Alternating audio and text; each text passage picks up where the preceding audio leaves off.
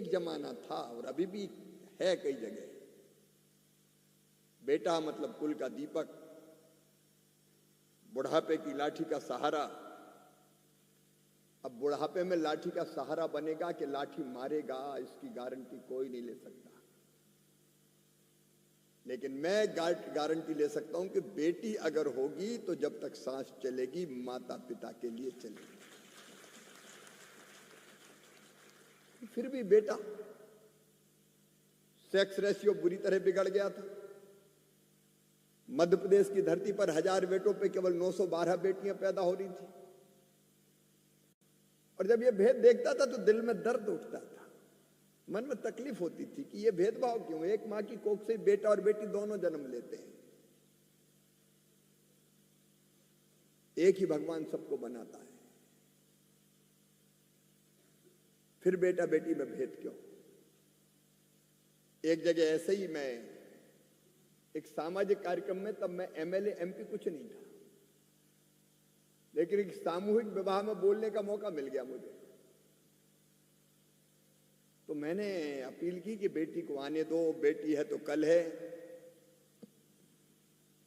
बेटी के बिना ये दुनिया नहीं चल सकती। तो एक बूढ़ी अम्मा खड़ी हो गई, बड़ी बात कर रहा है, बेटी को आने दो, बेटी है तो कल है, बेटी आ गई और बड़ी हो गई तो शादी में दहेज का इंतजाम तू करवाएगा क्या? आ गया बड़ी बड़ी बातें करने। मैं ये हटा दूंगा, ये हटेगा।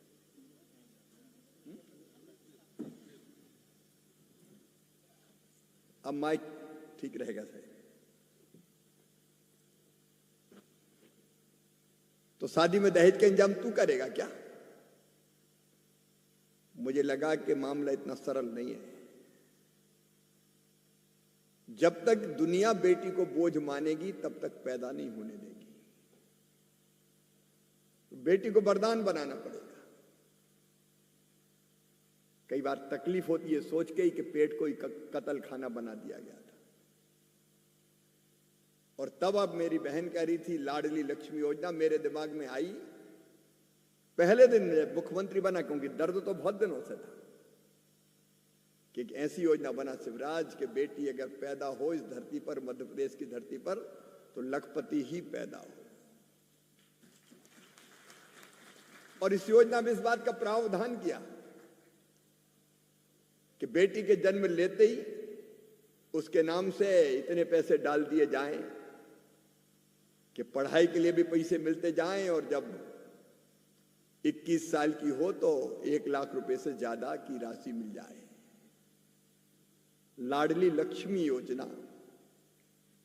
और आज मेरी बेटियों, मुझे खुशी है कि मध्य प्रदेश की धरती पर 56 लाख लाडली लक्ष्मी बेटियां हैं, जिन बेटियों को मैंने गोद में लेके, खिला के, उछाल के बचत पत्र हाथ में दिए थे। आज वो कॉलेज में पढ़ती है और जब वो मुझे मामा मामा कहती है तो मुझे लगता मेरी जिंदगी सफल हो गई, सार्थक हो गई। और बेटी और बहन का कल्याण माननीय नरेंद्र मोदी जी के नेतृत्व में भी लगातार जारी है। आज मैं उसके विस्तार में नहीं जा रहा, लेकिन मैं अपनी भावनाओं को रोक नहीं पाया। चाहे लाडली लक्ष्मी हो, चाहे लाडली बहना हो, चाहे कन्या विवाह हो। और प्रधानमंत्री जी ने जो एक बड़ा काम किया है, मैं उनको प्रणाम करता हूं। 33% रिजर्वेशन विधानसभा लोकसभा के चुनाव में भी बहनों को, बेटियों को दिया। यह क्रांति है। मध्य प्रदेश में हमने 50% सबसे पहले किया था। अरे गांव में तो घर से निकलने नहीं देते थे, घूंघट में रहे, रोटी बना, चुनाव कौन लड़ेंगे? साहब लड़ेंगे। मैडम क्या करेगी? रोटी बना 50 आदमी की। लेकिन उस परिवर्तन से बहनों की जिंदगी ऐसी बदली के सत्ता के सूत्र उनके हाथ में आए। प्रिय बहनों, अपना देश बहुत प्राचीन है। अभी लोकतंत्र की बात हो रही थी। दुनिया में अगर लोकतंत्र का उदय कहीं हुआ है तो इस भारत भूमि पर हुआ है।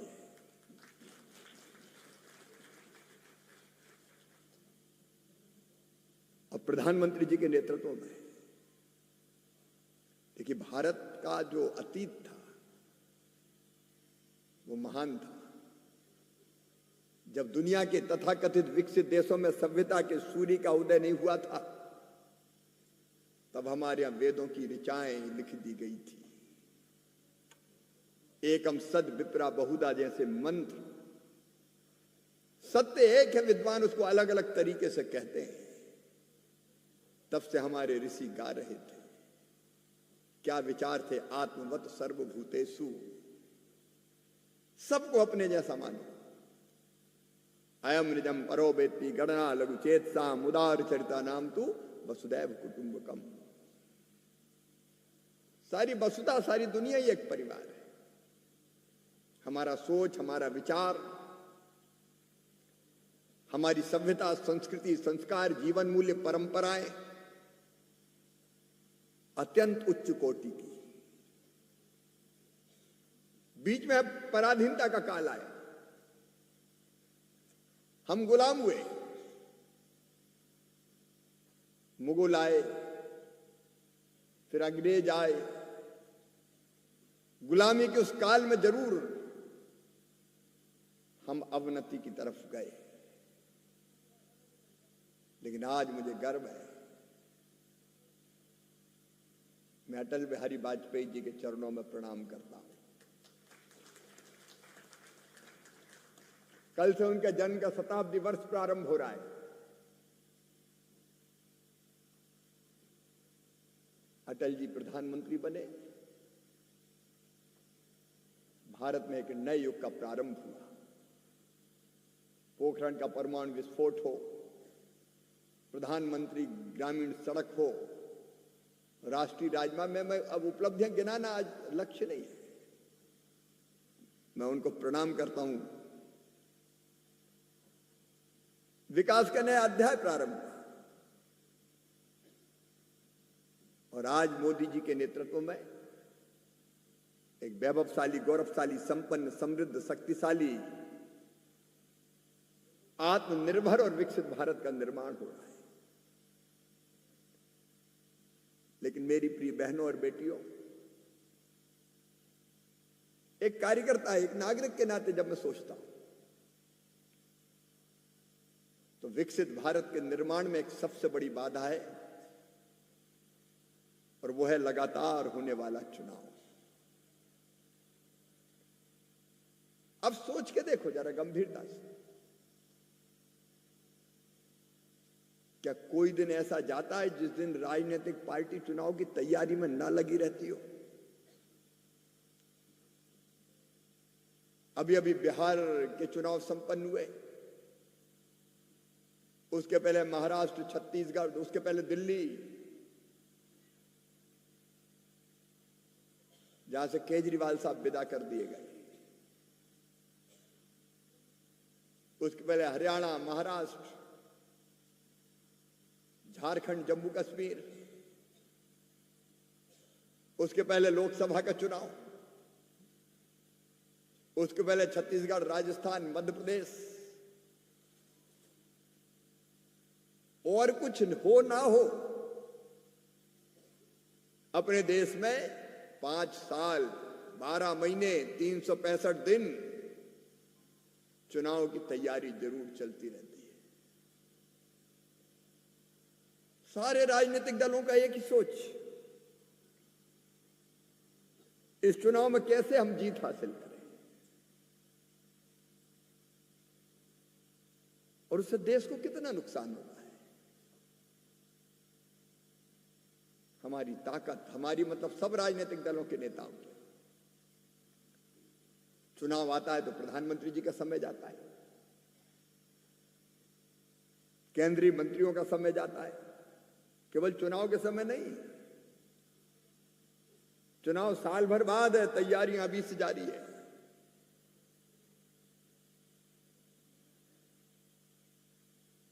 प्रधानमंत्री जी, केंद्रीय मंत्री, मुख्यमंत्री, सांसद, विधायक, मंत्री, कार्यकर्ता, सब काम छोड़ दो, चलो चुनाव की तैयारी। अब मैं केंद्र में आया, कृषि मंत्री बना, ग्रामीण विकास मंत्री बना, तो मैंने प्लान बनाया पूरा कि दिन रात जुटना है शिवराज काम में। शपथ लेते ही मैंने अपने अधिकारी बुला लिए। 8 दिन भी नहीं बीते थे कि मेरे पास पार्टी का आदेश आया, तुरंत बोरिया बिस्तर बांधो, झारखंड पहुंच जाओ, चुनाव होने वाला है। अब कोई भी दल वो चुनाव की तैयारी करेगा, ये गलत नहीं है, लेकिन मैं और कई नए बने मंत्री 3-4 महीने चुनाव के रण क्षेत्र में जूझते रहे, विभाग एक तरफ धरा रह गया। कोई महाराष्ट्र में, कोई हरियाणा में, कोई जम्मू कश्मीर में, कोई झारखंड में, और कितने कार्यकर्ता, दिल्ली की बहनें भी कई भेजी गई होंगी जो कार्यकर्ता होंगे। और केवल बीजेपी नहीं, हर एक पार्टी। अब कल्पना करके देखिए, समय अगर पूरा हमको काम के लिए मिलता तो जो काम हमारी तरफ है, मंत्री के रूप में कृषि और ग्रामीण विकास, क्या वो काम और ज्यादा बेहतर ढंग से हम ना कर पाते? मेरी बहनों, मेरी बेटियों, समय का अपव्यय है। अब आप बताइए, नवंबर दिसंबर में चुनाव हुए मध्य प्रदेश, छत्तीसगढ़, राजस्थान के, तैयारी हमने जनवरी फरवरी से शुरू कर दी। पूरा साल वो तैयारियों में गया और इधर के चुनाव की थकान नहीं उतरी, तो बोले अब लोकसभा का चुनाव, तो 1.5 साल चुनाव ही, बाकी कोई काम नहीं होगा क्या? चुनाव तो बाकी विकास के काम ठप। एक चुनाव की आचार संहिता, फिर दूसरे चुनाव का मॉडल कोड ऑफ कंडक्ट, विकास के काम ठप, नई योजनाएं बन नहीं सकती। और केवल नेता व्यस्त नहीं रहते, सरकारी अफसर, चुनाव आ रहे, बना वोटर लिस्ट तो लगे, मास्टर से लेके डॉक्टर तक, आंगनवाड़ी कार्यकर्ता से लेके आशा वर्कर तक, वोटर लिस्ट बनाओ। अब तो पर्चियां बांटो।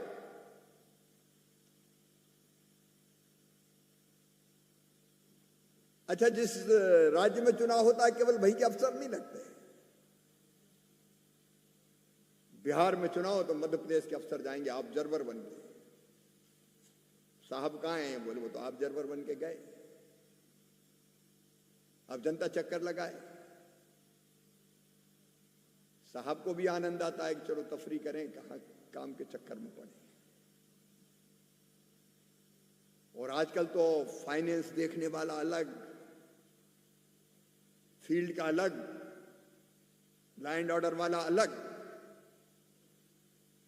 एक राज्य में चुनाव, 5-7 राज्य के अधिकारी वहां लगे हुए। उस राज्य में तो नुकसान होता है, वो अलग बात है। पुलिस, अर्धसैनिक बल, एक राज्य में चुनाव है, दूसरे राज्य के वहीं चले जाते हैं। पुलिस अफसर भी रिलैक्स हो जाते हैं, इलेक्शन चल रहा है, अब लैंड ऑर्डर पर कहां ध्यान दे, हो गया। और फिर धन कितना खर्च होता है, जरा आप सोचो। और धन भी दोनों तरह का। एक चुनाव आयोग के माध्यम से, अब आसान सी चीज छोड़ के सोच के देखो, मध्य प्रदेश, छत्तीसगढ़, राजस्थान के 4 महीने बाद लोकसभा का चुनाव अगर ये एक साथ हो जाते तो क्या बिगड़ता? एक चुनाव, गाड़ियां, पोस्टर, पैम्पलेट, हेलीकॉप्टर, हवाई जहाज, बैनर, फ्लैक्स, स्टिकर, फिर सोशल मीडिया की सामग्री अलग रहती है। कितना खर्चा होता है। और चुनाव आयोग, कर्मचारी भेजो, पुलिस की ड्यूटी लगाओ, बूथ बनाओ, अलग अलग चुनाव में अलग अलग मशीनें ले जाके रखो, लाने का ले जाने का कितना खर्चा होता है। अब आसानी से सोच के देखो, अगर एक साथ चुनाव हो लोकसभा के, विधानसभा के, तो एक ही मंच बन जाए सभा का, एक नेता है, एमएलए के लिए इसको वोट दो, एमपी के लिए इसको वोट दो, वही माइक, वही टेंट, वही दरिया, वही कुर्सियां, पोस्टर बनना एक बन जाए, एक तरफ एमपी साहब का फोटो, एक तरफ एमएलए साहब का फोटो, एक ही गाड़ी में दो ही का प्रचार हो जाए, प्रचार सामग्री में दोनों के फोटो आ जाए, और चुनाव के दिन एक ही कार्यकर्ता दोनों को मतदाता निकाल ले, भैया एक को दो वोट देना है, और पोलिंग बूथ में दो मशीन रख दो, एमपी के लिए इसका बटन और एमएलए के लिए इसका बटन दबाओ। कितने खर्चे कम हो सकते हैं। एक अनुमान है कि 5 साल लगातार चुनाव होने के कारण अब लगभग 7 लाख करोड़ रुपया खर्चा हो गया। क्या इतना पैसा विकास के कामों में नहीं लगाया जा सकता? क्या इतना पैसा स्कूल कॉलेज के भवनों के निर्माण में, कुपोषण दूर करने में, अच्छी स्वास्थ्य सुविधाएं देने में, कितने काम हो सकते हैं इससे? अच्छा, एक तो पैसा खर्च होता है इलेक्शन कमीशन के माध्यम से, दूसरा राजनीतिक दल करते हैं, कितना खर्चा करते हैं। अलग अलग चुनाव में अलग अलग खर्चे,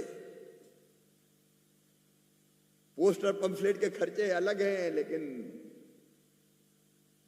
आजकल कई जगह अनैतिक साधनों का भी उपयोग होता है। पैसा बांटते पकड़े जाते हैं लोग, दारू की बोतलें पकड़ी जाती है, नशा शराब, अलग अलग चुनाव, अलग अलग कई जगह में मैं स्वीकार कर रहा हूं ये पाप होता है, ये गलत है, अनैतिक है।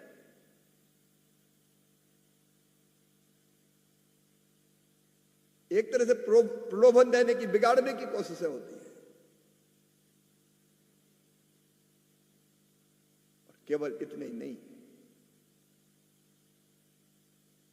लगातार चुनाव के कारण लॉन्ग टर्म प्लानिंग देश की होती नहीं। हर एक दल डरा रहता है कि अब बिहार के निकले, बंगाल के आ रहे हैं, तो कोई बड़ा फैसला मत लो, कोई नाराज ना हो जाए। लोग लुभावने, वादे, नारे, और इसलिए देश के व्यापक हित में जो कड़े और बड़े फैसले, लोग परहेज करते हैं। जो सरकार में लोग बैठे होते हैं कि करेंगे तो वोट का नुकसान कहीं नहीं हो जाए। एक बार मैं कुछ सुधार कर रहा था तो मुझे कहा कि सुधार इस गति से करो कि सुधार करने वाले बने रहो, नहीं तो चुनाव में निपट गए तो। अब ये चीजें होने लगी। पर्यावरण कितना बिगड़ता है। अगर प्रचार की सामग्री इकट्ठी करो तो कितने टनों होगी वो। प्लास्टिक की हो, कागज की हो, कागज है तो पेड़ कटेंगे। प्लास्टिक से कैसे पर्यावरण बिगड़ता आप जानते हैं। तो शहर में तो कम होता है, लेकिन गांव में तो गाड़ियां चलती खूब, और चुनाव में खटारा गाड़ियां अभी किराए पे लग जाती है। चलती कम में धुआं ज्यादा निकलता है।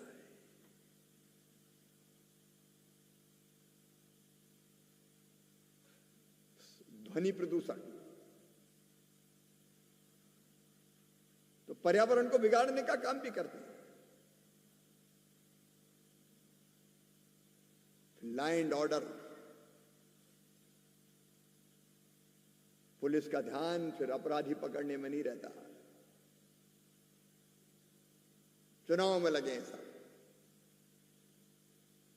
चुनाव की व्यवस्था में ड्यूटी, वीआईपी ड्यूटी, कितने ही क्राइम होते रहे। ये नुकसान अलग होता है। और फिर चुनाव जब होता है तो ड्यूटियां मैंने जैसा बताया, आंगनवाड़ी कार्यकर्ता अगर उसको वैक्सीनेशन टीकाकरण का काम करना है, ठप। ना स्कूल में पढ़ाई होती, ना ढंग से आंगनवाड़ी चलती, ना स्वास्थ्य की योजनाओं पे अमल होता, सारी चीजें लगभग ठप हो जाती। पढ़ाई लिखाई, स्वास्थ्य, पोषण सब प्रभावित होता है। क्या लाभ है इसका, कोई बताए?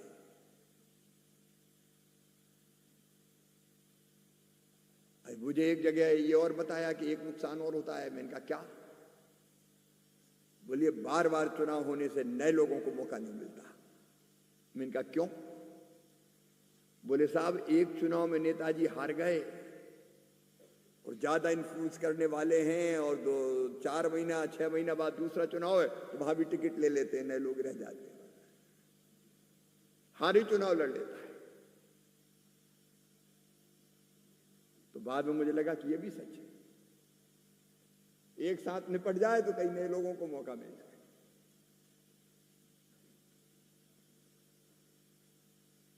नुकसान ही नुकसान है इससे।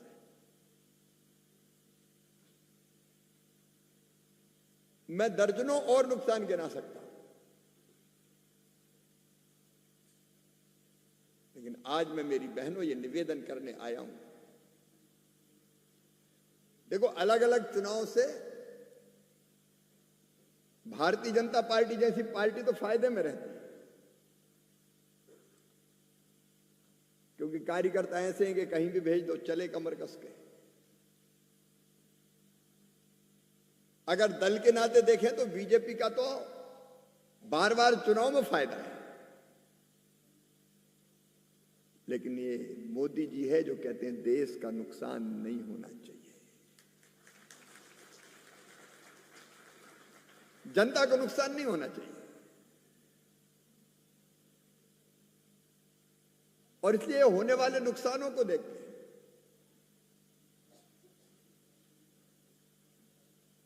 बार बार चुनाव तो लुभावने नारे, मैं आसमान से तारे तोड़ के लाके दे दूंगा, तो दूसरा कहता है मैं तो सूरज ही ला दूंगा तेरे घर में चुनाव के बाद।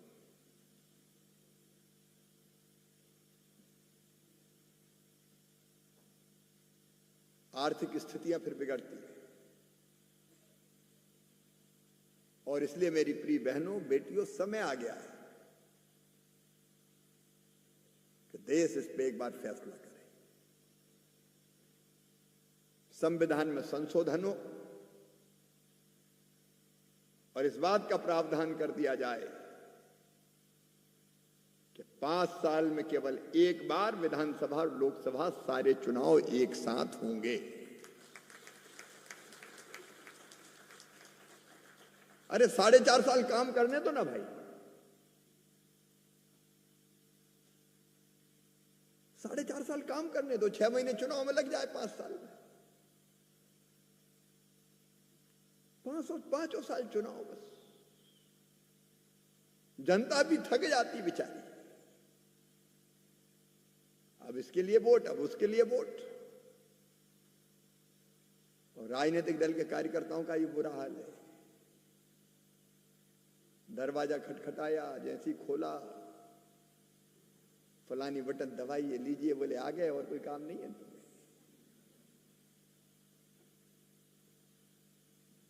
कितना घर छोड़ते हैं, परिवार छोड़ते हैं, समय गवाते हैं। और 5 साल में एक बार हो तो जनता का इंटरेस्ट और जगे। लोकतंत्र का उत्सव 5 साल में एक बार, रोज रोज होता है तो उत्सव ही नहीं लगते, बोझ लगने लगता है। और इसलिए एक महाअभियान प्रारंभ हुआ है। यह किसी राजनीतिक दल का अभियान नहीं है, यह राष्ट्र हित में सोचने वालों का अभियान है।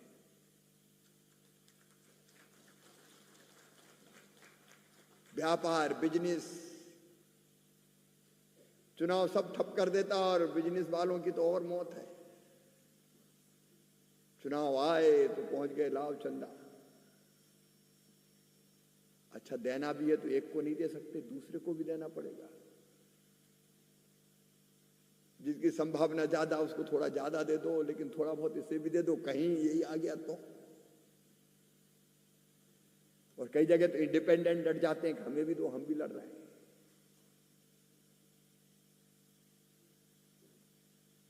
और इसलिए ये अभियान वन नेशन वन इलेक्शन ये राष्ट्र हित में है। मैं अपनी प्रिय बहनों से कहना चाहता हूं, इस अभियान को नॉन पॉलिटिकल, कोई बीजेपी का कार्यक्रम नहीं, होना भी नहीं चाहिए। राष्ट्र सर्वोपरि है हमारे लिए। इसलिए जो बात राष्ट्र के हित में है हम उसी को आगे बढ़ाएंगे। राष्ट्र हित सर्वोपरि, इसलिए अभियान चले। मैं अपनी बहनों से कहना चाहता हूं, देखो मुझे मंत्री, अतिथि ये कभी अच्छा नहीं लगता। भाई और बहन का रिश्ता ऐसा रिश्ता है जो दुनिया में अद्भुत है। और मामा को भांजियों से ज्यादा लाडली और कोई हो नहीं सकती। और उसी भाव से मैं अपील कर रहा हूं कि आप सोचिए, आप पढ़ते हैं, आप किसी प्रोफेशन में हैं, तो अब हम बात कीजिए और वहीं बना दीजिए वन नेशन वन इलेक्शन। एक तो फोरम बने women for one nation one election, non political बहनें भी जुड़े, अलग अलग प्रोफेशन की बहनें जुड़े। एक तो बहनों का अभियान, लेकिन दूसरा जिस काम को हम करते हैं, doctor for one nation one election, CA for one nation one election, professor for one nation one election, हम जहां हैं वहीं बना दे एक forum one nation one election. और अलग जगहें कि भाई ये बहुत हो गया, देश में बहुत बर्बादी हो गई देश की, अब तेजी से आगे बढ़ना है। बढ़ रहे हैं, इस गति को और तेज किया जा सकता है। और इसलिए हम जहां हैं वहां इस फोरम को बनाए। आप भी तो देश के नागरिक हैं ना। आपका जीवन केवल आपके लिए नहीं है, घर और परिवार हमारा है, लेकिन देश भी तो अपना है। अपने लिए जिए तो क्या जिए, तू जिए दिल जमाने के लिए। हमारे नागरिक सरोकार भी तो है, हमारी देश के प्रति भी तो ड्यूटी है। उस ड्यूटी को हम समझें और इसको कर्तव्य मान के इस अभियान में हम जुड़ जाए। मैं भी अगर जुड़ा हूं तो बीजेपी के कार्यकर्ता के नाते नहीं, एक नागरिक के नाते अपने देश के लिए सोचता हूं, इसलिए मैं जुड़ा हूं। इसलिए मेरी बहनों और मेरी बेटियों, क्योंकि जो काम बहन और बेटी हाथ में ले लेती है वो फिर पूरे ही होता है। और भारत का तो इतिहास रहा है, कई दैत्य राक्षस देवताओं को पराजित करके गुलाम बना लेते थे, तो देवता फिर देवी के पास ही जाते थे। सर्व मंगल मांगल्ये शिवे सर्वार्थ साधिके शरण्ये त्र्यंबके गौरी नारायणी नमोस्तुते। फिर मातृशक्ति काम आई। यहां भी मेरी मातृशक्ति बैठी है, मेरी बेटियां बैठी है। इस अभियान को अपने हाथ में ले लो। और दिल्ली की बहनों ने अगर ले ली तो दिल्ली देश का दिल है।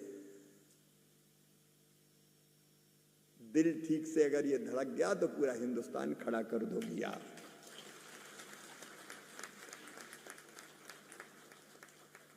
और इसलिए इस कार्यक्रम को केवल कार्यक्रम मत मानना कि आए कार्यक्रम में पार्टिसिपेट किया और निकल लिए। ये संकल्प करके जाना कि हम जहां हैं वहां अलख जगाएंगे। हम जहां हैं वहीं फोरम बनाएंगे। आपको स्वतंत्रता है, आप जिस प्रोफेशन में वहीं फोरम बना, प्रस्ताव पारित करो, छोटे बड़े कार्यक्रम करो, सेमिनार, गोष्ठियां, परिचर्चा, संवाद, चाय पे चर्चा। इस विषय को ऐसा बना लो कि हर घर में चर्चा होने लगे कि नहीं ये तो बहुत जरूरी है। तो आप जाएं तो ये संकल्प लेके जाएं कि ऐसे ही सुन के नहीं जाएंगे। अब हम खुद इस काम से जुड़ जाएंगे और खुद एक संस्था बन जाएंगे और एक संस्था बना देंगे। स्वामी विवेकानंद ने कहा था, तुम केवल 3.5 हाथ के हाड़ मास के पुतले नहीं हो। बहनों से मैं कहता हूं, अमृत की पुत्री हो, ईश्वर का अंश हो, अमर आनंद की भागी हो और अनंत शक्तियों का भंडार हो। दुनिया में कोई काम ऐसा नहीं कि जो तुम ना कर सको। और अब तो स्मृति जी भी आ गई हैं, अब तुलसी जी का स्वागत है।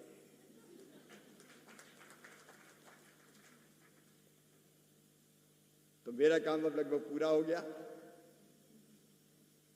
लेकिन बहनों, आप परम आदरणीय स्मृति जी जो हमारी प्रिय बहन है उनको सुने। उसके पहले आओ एक बार संकल्प करें कि केवल भाषण सुन के नहीं जाओगी, संकल्प लेके जाओगी कि हम जहां हैं वहां अपना एक फोरम बनाएंगे। Doctor for one nation one election, student for one nation one election, women for one nation one election, जिस भी प्रोफेशन, और हम अलख जगाने का काम करेंगे। और ऐसा माहौल बनाएंगे कि राजनीतिक दल मजबूर हो जाए ये कहने के लिए कि one nation one nation one nation. तो आइए मेरे साथ संकल्प लीजिए कि हम वन नेशन वन इलेक्शन, जो देश के विकास के लिए जरूरी है, उसके लिए अपने आप को समर्पित करेंगे। और जहां काम कर रहे हैं वहीं जागृति लेके आएंगे, फोरम बनाएंगे, इस विषय को आगे बढ़ाएंगे। और वो दिन लाएंगे कि जब देश तय करेगा मिलके वन नेशन वन इलेक्शन। और इसके लिए मेरे साथ दोनों हाथ ऊपर उठाइए, दोनों मुट्ठी बांधिए और भारत माता की जय बोल के संकल्प लीजिए कि हम वन नेशन वन इलेक्शन के लिए काम करेंगे। भारत माता की, भारत माता की, one nation one nation one nation. बहुत बहुत धन्यवाद। भाई और मामा का प्रणाम। जोरदार तालियों से धन्यवाद कीजिए हमारे आज के मुख्य अतिथि केंद्रीय मंत्री श्री शिवराज सिंह चौहान जी को। और मैं आपको विश्वास दिलाती हूं कि आज जो दिल्ली की अलग अलग क्षेत्रों की हमारी बहनें पहुंची हैं, आगामी समय में आप देखेंगे कि एक राष्ट्र एक चुनाव की प्रोफेसर्स की टीम होगी, डॉक्टर्स की टीम होगी, लॉयर्स की टीम होगी, रिसर्चर्स की टीम होगी। ये अभियान अब रुकने वाला नहीं है। आज हम एक संकल्प लेके जाने वाले हैं और इसी के साथ हमारा आज का प्रथम सत्र यहाँ समाप्त होता है। मैं माननीय केंद्रीय मंत्री जी का पुनः बहुत बहुत धन्यवाद करती हूँ। मेरी एक और जरूरी बैठक है और इसलिए हमारी प्रिय और श्रद्धेय बहन यहाँ आई हैं, वो आपके साथ कार्यक्रम में रहेंगी। आपकी आज्ञा हो तो मैं जाने की अनुमति चाहता हूँ। धन्यवाद।